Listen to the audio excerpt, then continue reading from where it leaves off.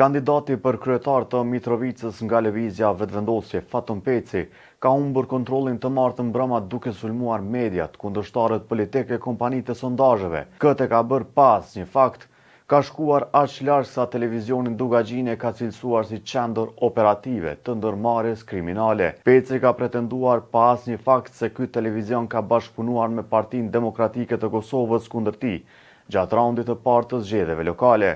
Exit pollet që ky televizion kishte kontraktuar e sponsorizuar nuk u përdorën për të matur vullnetin qytetar, por për të ndërtuar një narrativ të rreme për rezultatin, për ta dekurajuar votuesin tim dhe para se të kuptojë e vërteta e këtij krimi, për t'i dekurajuar komisionerët e vëzhguesit të zgjedhjeve në Mitrovicë, ka pretenduar Peci. Ka shpërthyer me akuza të rënda edhe ndaj Bedri Hamzës, kryetarit aktual të Mitrovicës. Peci ka akuzuar se Hamza ishte organizatori këtij operacioni dhe e cilësoi si politikanin më përçarës në trojës shqiptare. Edhe këtu shkoi larg duke përmendur përçarje ndërfetare. Më 12 tetor ishte finala e krejt këtij organizimi kriminal, që tash po e kuptoi edhe nga informatat nga tereni se udhëhiqej nga Bedri Hamza, politikani që fshihet pas gëzofit të politikanit të urtë, por që del të jetë politikani më përçarës në trojës shqiptare, i cili është i gatshëm për ta futur edhe përçarjen ndërshqiptare e ndërfetare për një grusht vota, ka shkruar Faton Peci.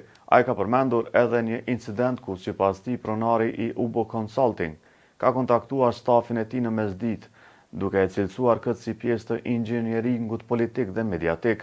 Në mesditën e 12 tetorit, pronari i UBO-s ka thirrë stafin tim dhe është përpjekur t'i bindë se gjithçka kishte marrë fund, paramendo në mesditë, dhe se ne kishim pësuar disfat, duke shfaqur kështu botërisht dhe paturp inxhinieringun e tyre për krimin e exit polleve në Mitrovicë, ka shkruar Peci. Peci pretendon se fushata kundër tij ka qenë e orkestruar për më shumë se një vit, duke përfshirë linçim publik, fyerje dhe portretizim të tij si figurë përçarëse, përfshirë edhe akuza për nxitje të ndasive ndërfetare.